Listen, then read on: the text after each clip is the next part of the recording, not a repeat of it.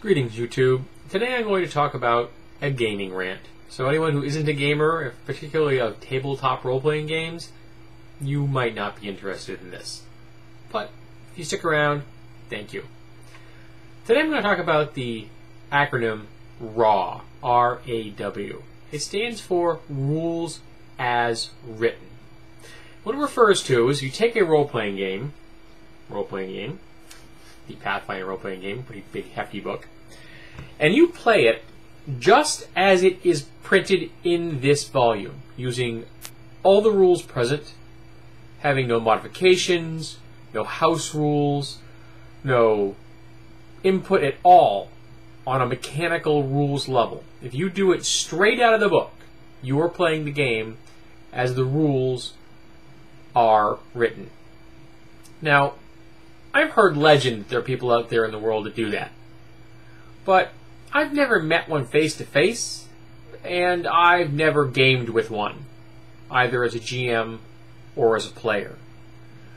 Because I don't know anyone out here in the real world, in the meat space, if you will, that hasn't finished reading a book and almost immediately decides, I don't like that, and changed it.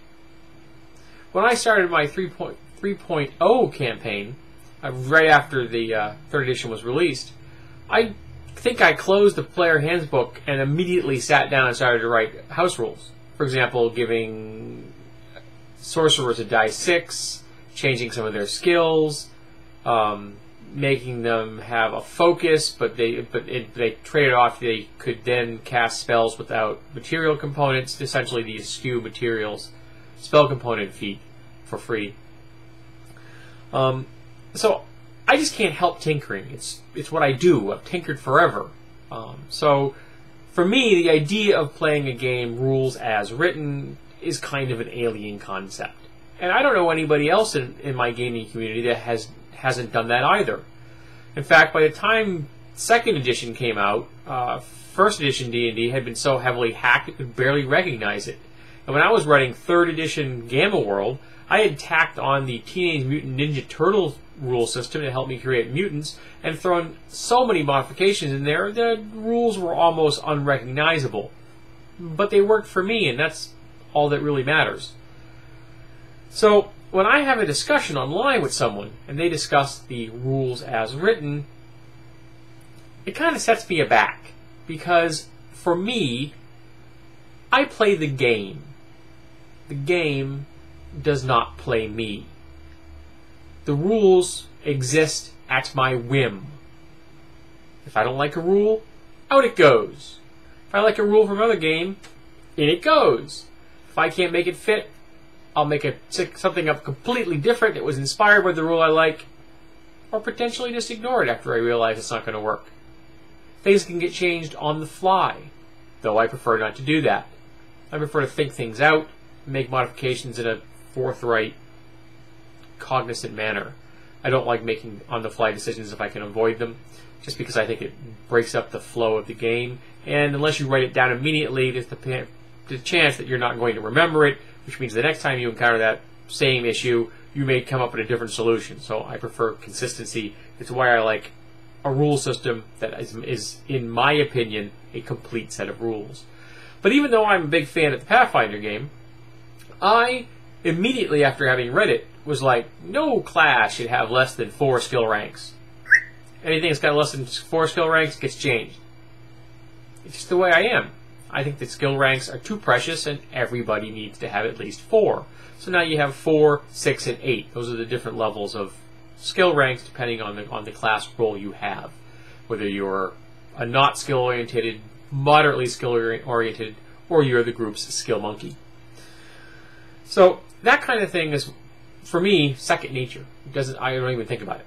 And I just found myself just this past week in a conversation with someone, and I believe it was about my weapons weight rant and my rant on spike chains, and he got involved in both of those topics with me this week. And it wasn't until he finally started talking about how the game was intended to be played when I finally shook my head and walked away.